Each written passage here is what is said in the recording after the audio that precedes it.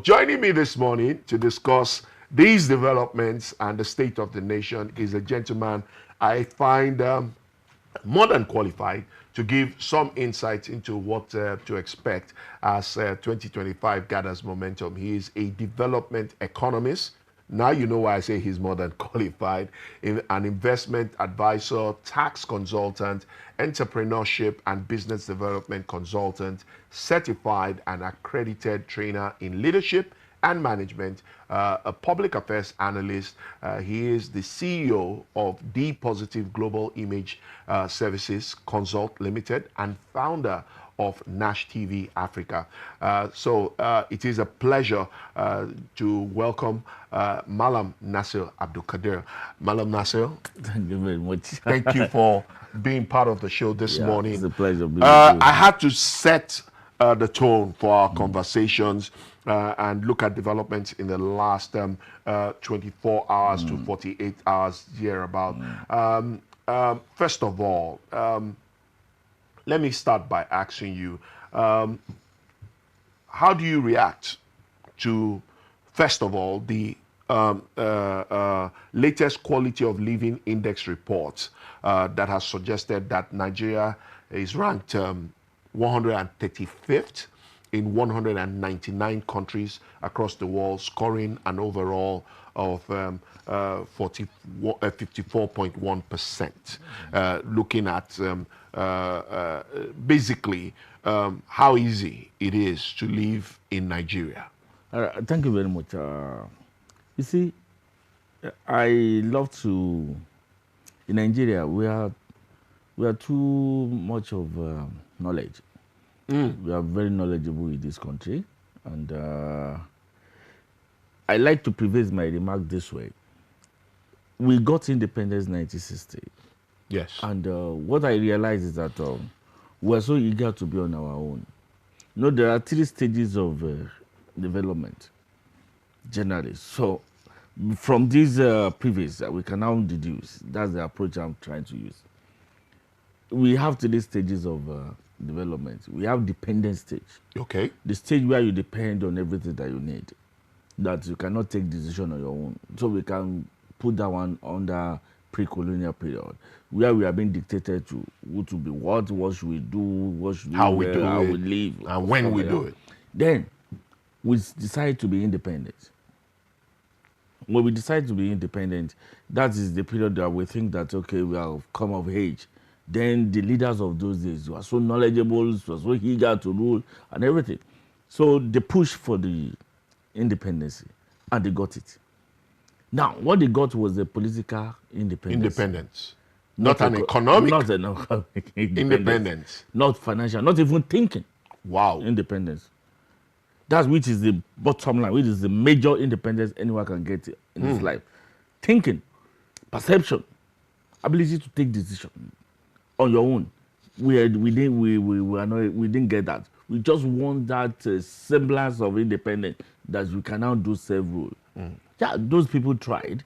And then when you look at that period, there are so many conflicts of contradiction, things happen, coup, counter-coup and stuff. But there are major economic development.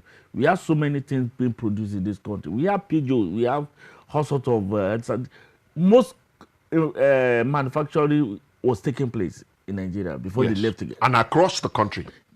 Those people were deliberate. Those leaders. That if you have gotten political independence, let's pursue economic independence on our own. And we are, of course, getting it. That was the period when Naira was even better than dollar. Than the dollar. So you can see, now we got to the 3rd stage of development, which is interdependence.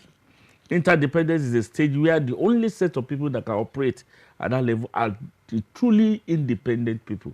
Dependent person cannot play any role at interdependent stage, even as an individual. If you really want to survive in life, you must be an independent person. You must be self-assured that you can survive on your own. Then that's the only thing you can use to negotiate at any point with anybody that you'll be taken seriously. But there are orchestration and international politics around Africa, Nigeria especially, being given the fast resources that we have in terms of human and everything. Then in those days, in English, is Ijoba Amúnisìn, right? That's what we used to have. But when you know Ijoba Amúnisìn is a system where the government, the colonial master, held you down and used it for whatever and dictate the paste. But now we are still under that, but it has changed. Then it was Amúnisìn, now it's Emumisìn. You understand? We are the one volunteering ourselves, like, okay. Handing ourselves over to them. The Japa syndrome is one of it. You understand? In those days, they used to come with rope to take over. But now we are the ones taking ourselves there. Yeah, with our resources that we spend a lot to they now look at, okay, how best that we attract this. The same thing that happened those days is what is happening now, using us for their development. That's the same thing. That the people come and have free education. You understand? Come and have free this. Enjoy a bit of our infrastructure and system. Qualification is not living at their own head again. They are not sending their children to school. Go and check what China is doing. Go and check what America is doing. They don't care about all this doctorate degree, master's degree. You can see how they are selling them to us. That you cannot be a doctor without masters. So Nigerians are, because we are still what? We are still dependent on their qualification. Then this has now subjected us to this cruel standard of living in this country. Even when the leaders themselves still subject themselves to this kind of dictate. That's why we are going down. We have not had people that are totally independent on their own and at the helms of their affair. These are the people that believe that the only way that they can be respected is their identification with the white. Are you suggesting that is why the current administration consistently goes cap in hand to the IMF, the World Bank, and continues to implement what has been referred to neo-economic policies?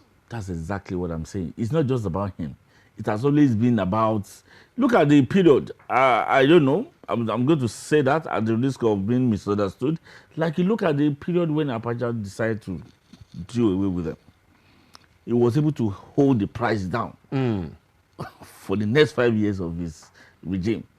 They hated him. He said, no, this is the time we have to do our thing. Even though it was dictatorial, you understand, and it was not legitimate, these governments. But he did some things that we could pick from. You understand? That was an act of being independent of these people. Now, they never, nobody will ever, freedom is never given. It is taken. It's taken. You understand? But we are not thinking that we are ready to take it. Because look at the educational sector. These are the things that are contributing to our low standard of living. Look at it. You and I were in school in about 30, 40 years ago. True. Go and check the curriculum now. Check it today. No much difference. The kind of curriculum we used those days. You see the one that, even they are not using AI to train the students up to now. The most students they don't even know so much about it. They hold this phone just because they want to be... It's trendy. Yeah, it's trendy. To generate any ideas on their own, and they leverage it to use it. So as long as our thinking is of substandard, our living will be low standard. As long as our thinking, because it is the deliberate effort. Most of our lecturers, what I expect in educational reform, because the only thing that can drive this country out of this low level of living is a deliberate effort to upgrade our educational system. And it cannot be upgraded by sending curriculum, sending different kind of course of study that should be done. No, it's about deliberate upgrading our lecturers. Yes, you're a doctor, you have your PhD. Yes, you're a professor. But are you 21st century compliant? Okay, that's your study. What is it that you can bring up? To innovate. To change the thinking of the student. We have Center for Entrepreneurship. What are they teaching them? Tie and dye? At this level? What are they producing? Okay, all our university, they should be challenged that, okay, for every university, let's talk deal. The president can talk deal with all the higher institutions. That's fine. But you must have something through all your numerous research, sponsored by TED Fund, that for every graduate that you have, your university will absorb at least 30% of them in labor market. So let us see what you have. Let us invest in it. Start a business. You have the largest market. Most universities have up to 50,000 students. That's a very big market. If you have 20,000 patronizing your product on monthly basis, that's something huge. So that's internally generated revenue. Yeah. So you don't necessarily have to depend on government. So why would you be producing, and you want me to be giving you more money? Why would you be producing substandard students for labor market? And then you expect government to be investing in that? It's not their fault. How does government even take education system? How many educated people are in the National Assembly? Well, because there's difference between I've been to school, I'm qualified, I have qualification. How many of them are truly educated?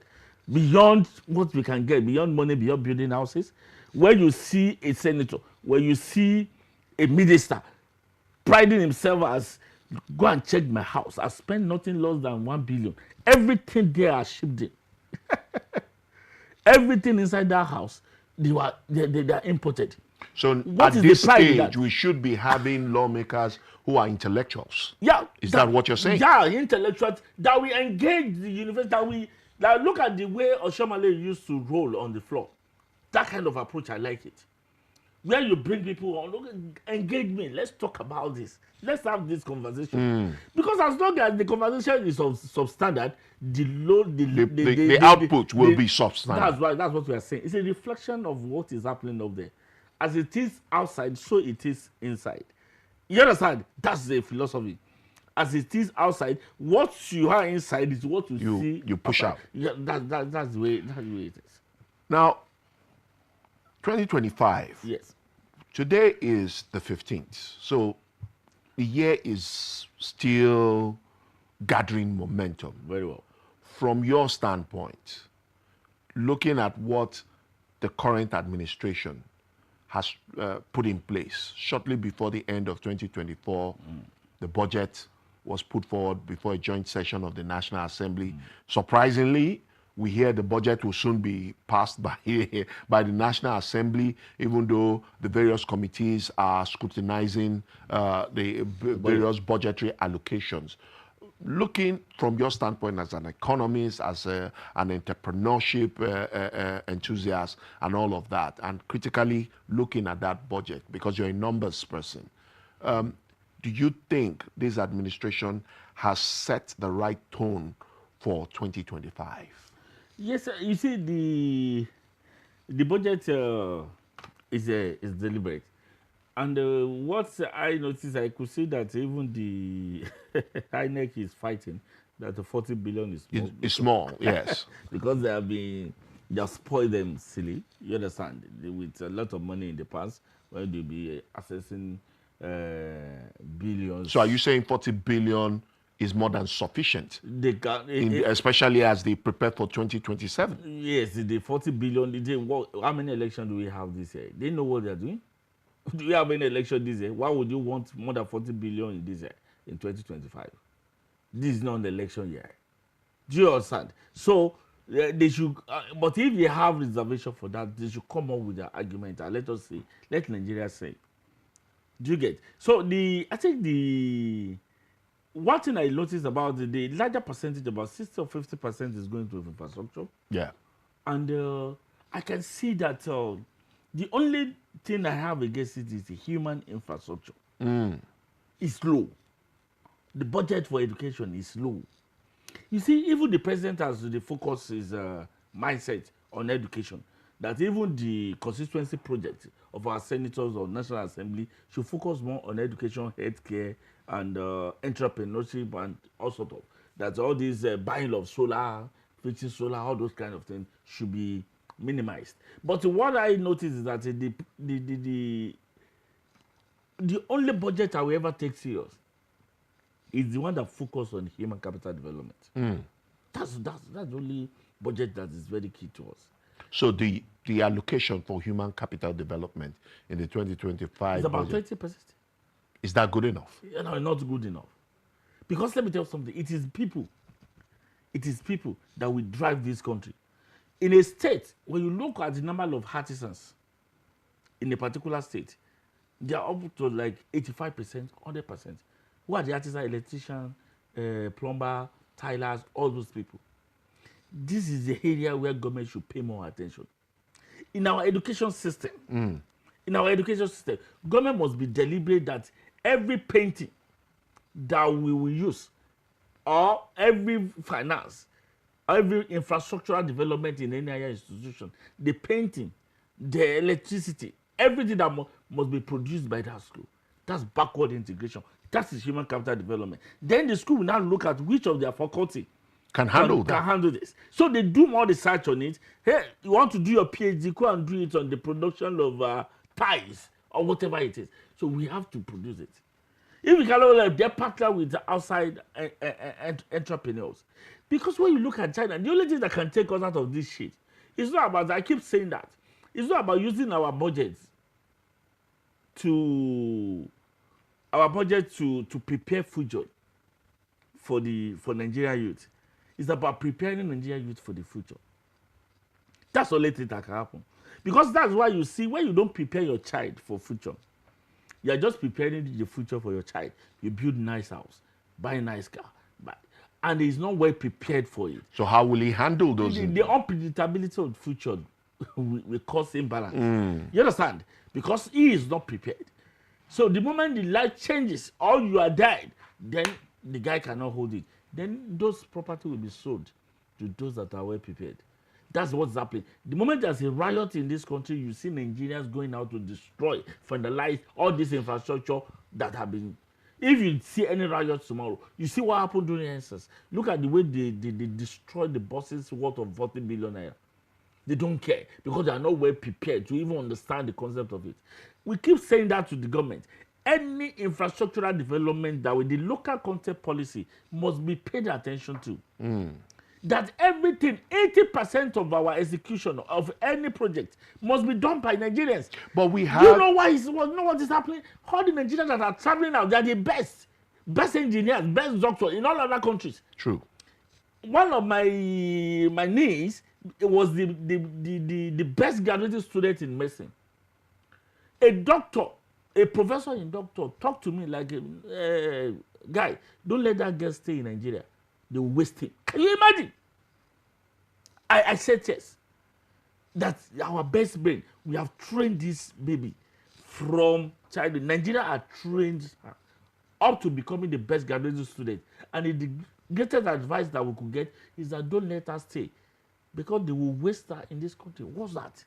Why that? Why is it that our hospital, we have the best kind of hospital in Nigeria that Nigeria can have confidence in, are those hospitals populated by Indians or Turkeys. They don't even believe in ourselves. And then when you now travel out of this country, our Nigerian people are the same people that are conducting the operation over there.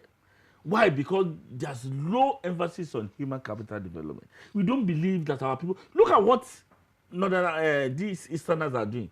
I tell you, if the government should look at their side and pay attention to them, to Ariara market, Ezuku market, all those markets, if you see the kind of things that are coming out from there, they will compete comfortably with China. But why have governments over the years found it difficult to, I won't say recognize, they know about the informal sector. Yeah. But they've not been able to invest in such a way as to harness the potentials of the informal sector. That thing is killing me every day. We are going about seeking for FDI, the foreign direct investment. That's okay. Look at China. They closed their border. They said anybody that will come. When you look at my phone, 100 phone, I bought it maybe 800,000, 1 million. In China, it's about 50,000 equivalent of Nigerian money. What I bought, 1 million. You know why? Because there was mass production. Mass production. Why did they have mass production? They came up with a policy. They had 1 billion, about 600 million population then. And they said that nobody should come and should not use China as a dumping ground. That if you want to access our market, go and have your industry established there. In China. In China. And the ratio is 60-40, 30-70 of expatriates and the indigenous. Then they want their kids. Watch how they are doing it. The Nokia, Samsung, all those things, foreign phones were there. And then before it's too long, within maybe 1 year, 2 years, 3 years, 10 years, the China learned the trade. then they are producing their phone. That's the techno, ITEL and the rest of them. and look, and they are now injecting more technology into it. Today they have mass production of telephones because of the local content policy. That no, But we have a local content policy. we don't use it because look at this. Where I'm going is this: the day China decide to come to this country, that okay, let us come and start a techno company in Nigeria. The president will be talking to us. No, we agree. Let's come. Now, local content policy, they say yes. Okay, what are the people that I'm telling you they will not employ our graduate because a graduate who had first class in mechanical engineering is servicing his car by The roadside mechanic. That's what's happened. They don't they know the technology. Okay, if you cannot actually produce a car, I think you should be able to handle your car. What sense of the school that you were? Now, if China should come here, the artisans will be their point of contact. These artisans, the electrician, because these people are more knowledgeable in mechanical engineering than even the mechanical engineer that is this only with research and the drawings. So what I'm saying is that the government should now look at this. I don't know, you are a Yoruba man. You used to hear something from, maybe you must have heard it from your mechanic. And my word is how I work is in. Do you know the concept of how I work is in? Innovation. That's the meaning of innovation. Yes. If your mirror is broken or something is broken, they say we are looking for it, they can't find it. Don't worry. Our work is. We'll walk it. We'll walk it. And then before you come back, you begin to look at what did you do? Okay, Lottie. You understand? Because they have it, they are practicalizing it. Government should be deliberate about them and train them on. Those guys will produce a car. All these lorry that you see, all these scraps that you see in their shops, if you ask them, challenge them, give them little, bring somebody from China, pay the person, help us train these artisans. Deliberate human capital development, we keep mistaking it for education. This formal education that we invest in education system. What you invest in, what are they bringing out? You get my point? What are they bringing out for us? Okay, they are graduates now. What is it they're adding? There's something that's okay, we're trying to introduce to the country. We call it intrapreneurship skill. Intrapreneurship skill. It's different from entrepreneurship skill. The government should pay attention to that. Entrepreneurship, we have been advocating for entrepreneurs that no, there's no job. You have to be on your own. Yes. Everybody should go and learn something, learn a skill. Then our youths have now gone into learning a skill. Then you see somebody on TV doing TikTok. You understand? Doing Instagram, creating content, making millions every month without a single employee. That is inverse relationship with our economy and development. How some individuals are making a hell lot of money. What is the direct impact on the? How are they helping the country? Why? Because we do not. Now the youths do not believe in having an organization that will now recruit certain number. Exactly. Because the numbers of the graduates we are having, the mindset is that of employee mindset of 19th, 20th century. Where you just say, okay, let me work with you, and how much are you paying me? Then how can you say how much can somebody who start a business with 3 million pay you monthly? Yeah, exactly. Instead of you to come in as an entrepreneur. Like let's say I used to say that from economics alone, BSA course. It won't be until you become a PhD holder in economics. You understand? Or a professor in economics before you can be valuable to the country. Even as an undergraduate, you can pick a particular topic, game theory, for example.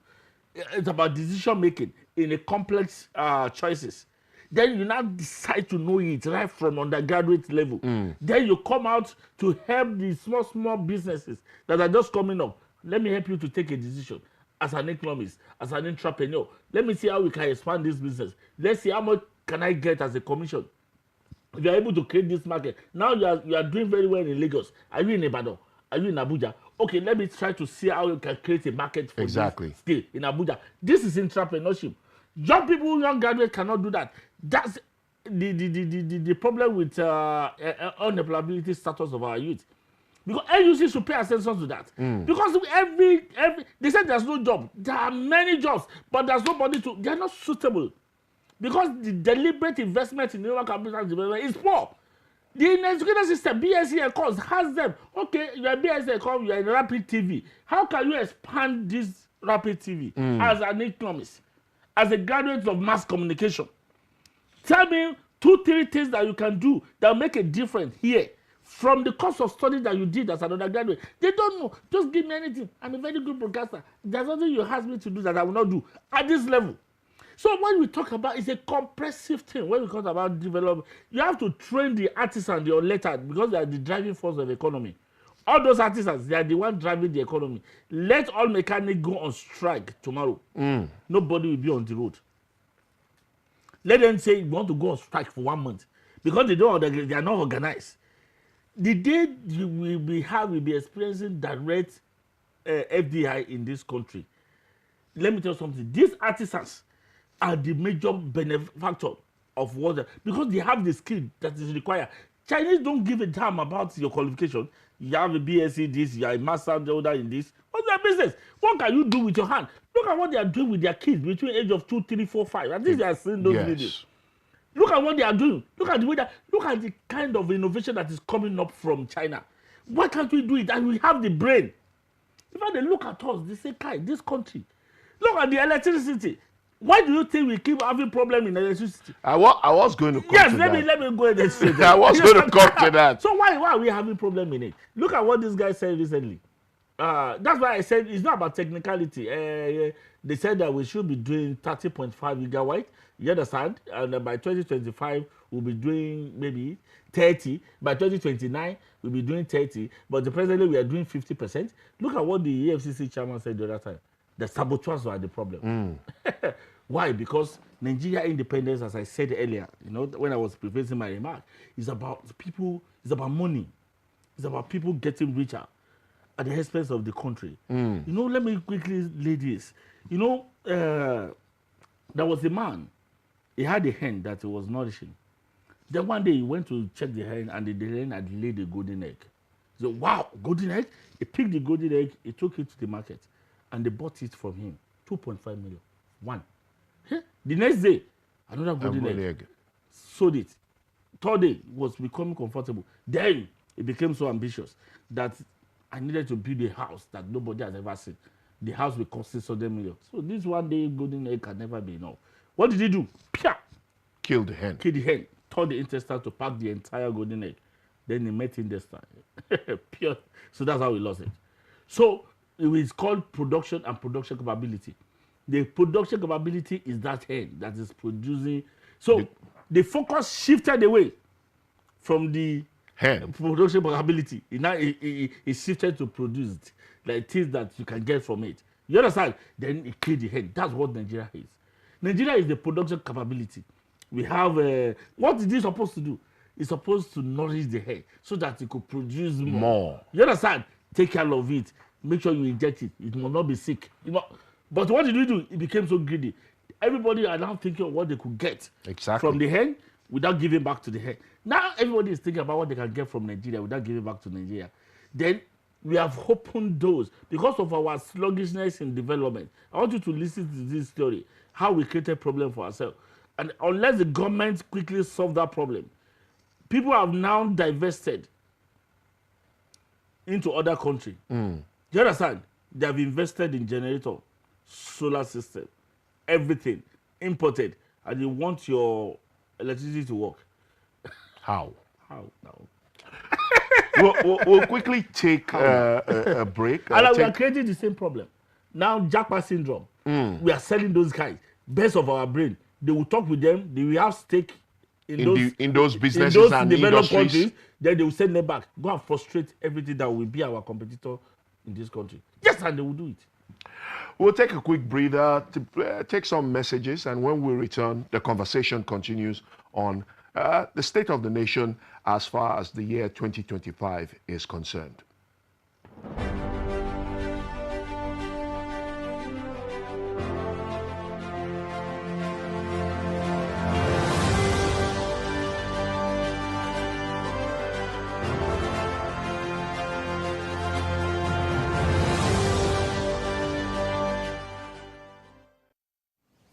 heart of Africa, where dreams are born and passion is boundless, a new wave of talent rises. In La Liga, these extraordinary athletes are not just playing the game, they're transforming it.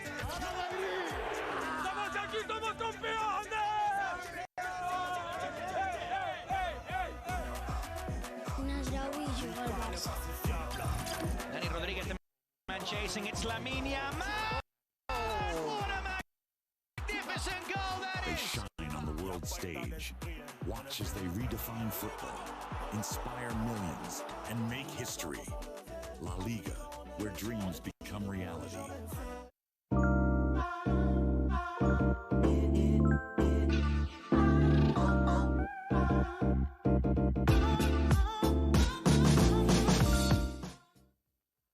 My name is Akio Sakido. Hey guys, this is Anto Lecky. My name is Leo Bliss. My name is Akava, go by the name Baba D. And you're tuned into Rapid TV. And I love Rapid TV. Shout out. Rapid TV. Thank you, Rapid TV. Please keep watching Rapid TV. This is Rapid TV. Rapid TV. Keep watching. Keep it down. Leave it like that.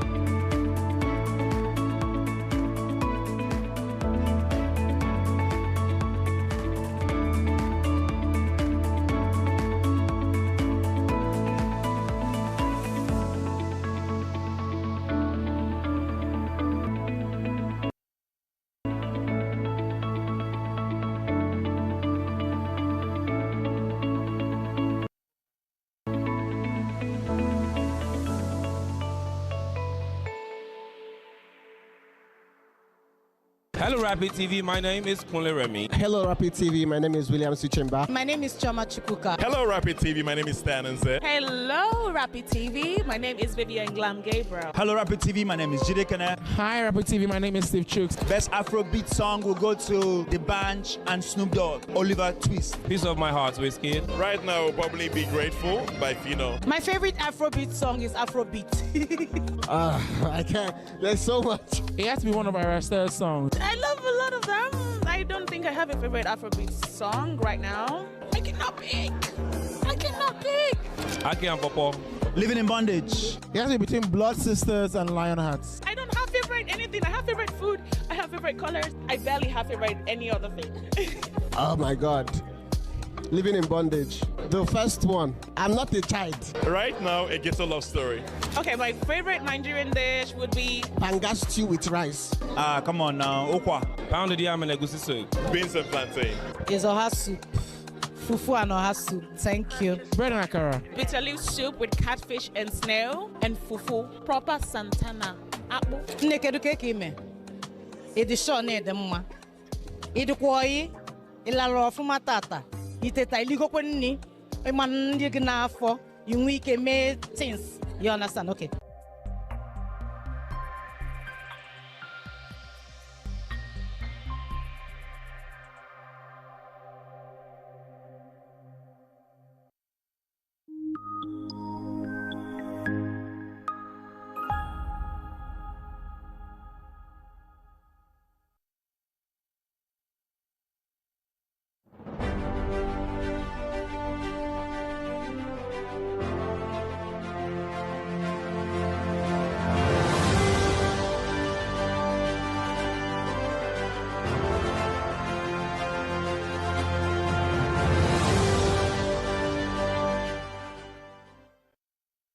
Thanks for staying tuned. It's still Rapid TV's continuously evolving social, political, and general interest show, Correro. Of course, I'm your regular host, and Camian John, the beloved, also known as the controversial. And today on the show, we are looking at the state of the nation, especially after the latest quality of living index by Global Citizen Solution ranked Nigeria 135th out of 199 countries, scoring an overall of 54.1%. Discussing this and more on the show this morning is Malam Nasir Abdulquadri. He is a development economist, investment advisor, tax consultant, entrepreneurship and business development consultant, certified and accredited trainer in leadership and management, public affairs analyst. He is the CEO of the Positive Global Image Services Consult Limited and founder of Nash TV Africa. And I'm sure if you've listened to the conversation right from when we started, you'll be like, John did this one right. He got the right person for this conversation. Well, Madam, thanks so much for your time so far on the show.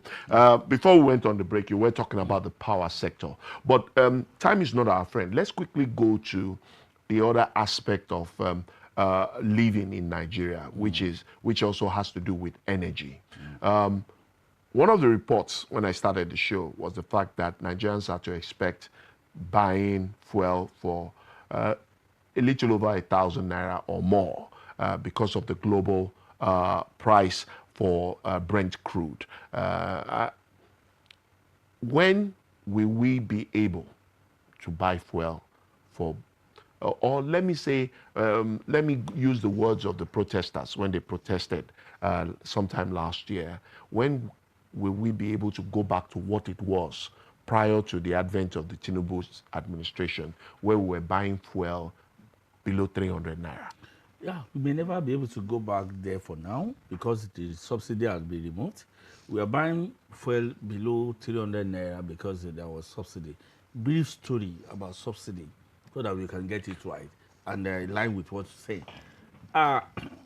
Subsidy is a compensation for incompetency of the government. Wow.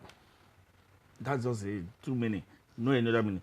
Subsidy of petroleum is the compensation for Nigerians for the lack of competency and seriousness of Nigerian leadership. That's why we are paying no subsidy.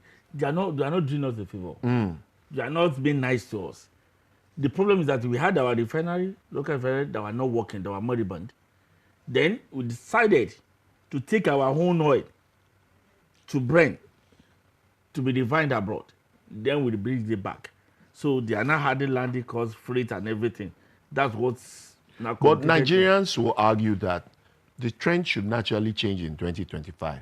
In 2024, Dangote refinery came on board. I'm laying background. Yeah. I'm laying background. Why we are having subsidy in the first place.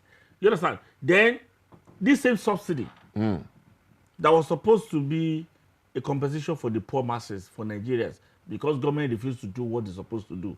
That means to make our local refineries to be working. Then we are paying no subsidy. So some people within the government and outside connive again to be stealing the subsidy by inflating the landing cost. No, not even inflating the landing cost, the barrier that we are taking every day. Let's say, for example, we're supposed to be taking 20 million liters per day. Then these people inflated it to 35, 45. They collected money for the 45 liters as subsidy and share the rest. I don't know whether you get it. Do you feel me? They subsidize per party. Then our local consumption per day. Then they seize our petroleum still find its way outside Nigeria because they are buying fuel for maybe 300 naira, 400 naira by a neighboring country. They are stealing it. So the government felt that I'm not capable. I want you to underline what I'm saying. The government of Nigeria felt that we are not capable to take care of our border. We lack what it takes to take care of our border. We lack what it takes to deal with the thieves that are stealing subsidy. So in that case, people, we can't continue. No more subsidy. They push it back to us. That's why we are buying at 1,000. But now that now Dangote now warn them that let me invest in Port Harcourt refinery and the IOC, International Oil Companies, and some people, people in NNPC, decide that no Nigeria can do it, no individual can do it. Because some people are making money, hell lot of money from importation to this subsidy and the landing cost scenario. So they said that no individual should be involved, that they didn't allow. As far back as 2007, 2007, about how many years later, 14 years later, that refinery was still not working until recently, that is producing maybe 30% of its capacity. What am I saying? Dangote now said, okay, let me do it myself. If you are not allowed, because he wanted to invest in Nigeria and to take over so that he can have proper PPP. But okay, let me go on my own. Then he decided to do Dangote refinery. Yes. We did it, and thank God for the president in intervening when it was being produced. Why? You are telling us that you want to deregulate. Why would NNPC have the nerves to be telling us that Dangote cannot be a monopoly, so we cannot kill importation? Who are you protecting? Who are you protecting? Who are the local, who are the international refinery that you are not making that refinery to be competing with the local one? Why are you not protecting your own? This thing, I don't know whether all Nigerians we are, I don't know. Just my question our education self. Why would somebody goes back to what you said earlier. Why would somebody look at us and say, no, because we don't want you to monopolize? That because the argument now went, come, what are you saying? Dangote of local refinery, our own person. So you are protecting the importation against it. That's why they quickly had to make those things work. The Wari and the Port Harcourt refinery. That's why they made, so that we can have the semblance of competition. So it's not that those two refineries will make significant impact. That's why they are telling me. Energy. That's why they have the guts again to tell me that I'm going to buy fuel more than 1,000 again. Because they are still bending on importation. They don't want to remove that. Some actors are there that they have insisted. No, guy, you cannot stop this. You want to kill me? I mean, I can't make money again. Because by now, everybody, the hand must be on deck to make sure those refineries work. Let Bua refinery, let it work. Let every refinery that we have locally, we want them to work. Let them compete. That's why, if you remember, recently, by January, what did they say? The petroleum marketers, that they very likely we are going to buy fuel for 500 naira before end of this year. Yeah. The way we are going, because there's little competition between Dangote and the refinery, the other refineries. That they say, and it's naira for naira. What is the brand business with my money, with my oil? Are you telling me that it's a fallacy, it's a pseudo intellectual telling me that because the Brent has now increased to $81 dollars, then it's likely what is my business with Brent? When I have my own local refinery, that we said we are going to do what's it called? 152,000 local consumption. And then they said that I can even refine this thing and get everything from Dangote. Then we have 3 refineries functional, and we are still talking about importation. We are still subjecting ourselves. There's some invisible hand that insists that Nigeria would rather go through this pain than me stopping making money. The president must be presidential in this regard. He has to be presidential. And look at us. Because Nigeria, we are already hoping that we are going to buy fuel for 600. And they are telling me, benching it on the fact that importation will increase. Brent crude oil. I say, what's my business with Brent crude oil? I have my oil. It is my own. I didn't import it. I have my local refinery functioning. And then the president said naira for naira. How does it concern Brent? Kai. Madam Nasir, sadly, time is not our friend.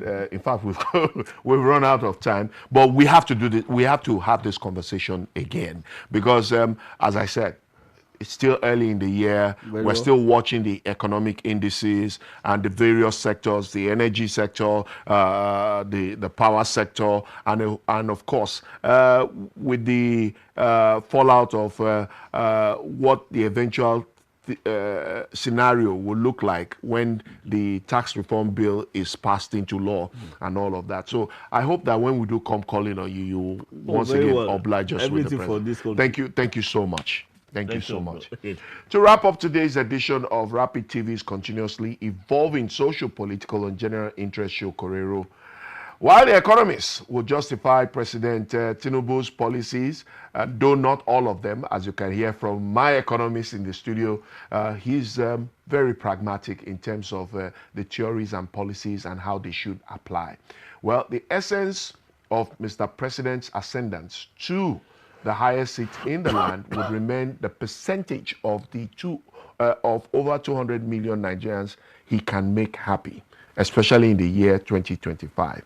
From the high inflation rate, cutthroat cost of borrowing, naira debauchery, tax reform and regulatory clampdown to the cash squeeze, electronic payment flip-flop, energy subsidy controversy, and minimum wage negotiation, 2024 was indeed an exceptional year for Nigeria, with most of the issues yet to be resolved and eyes on key economic rates like inflation, exchange, and interest, higher value added tax, VAT, and of course, more disciplined fiscal regime, consolidated tax frameworks, and energy sovereignty. 2025 promises to be transformational if we do the right things, like my guest has said. Now, as far as Nigerians are concerned, the year 2025 shouldn't be business as usual for the Tinubu-led administration. Nigerians expect changes in the attitude of Nigerian politicians who have ruined and destroyed this country's goodwill due to corruption, lack of focus, and rudderless leadership. They are demanding, and when I say they are, I mean Nigerians in their totality are demanding that 2025 be dedicated to governance, that the federal government and other critical stakeholders at all levels reduce suffering of the masses and implement policies that positively impact on the citizenry. That's it on this edition of the show. My special thanks once again to my guest, Malam Nasir Abdulquadri, and to you for allowing us be a part of your morning and your day. Special thanks to the entire production crew for ensuring a smooth transition of the show. Until we come your way, as always, we'll have our ears to the ground and our searchlight beamed on developments as they evolve. I am Nkamian John the Beloved, also known as the Controversial, signing out.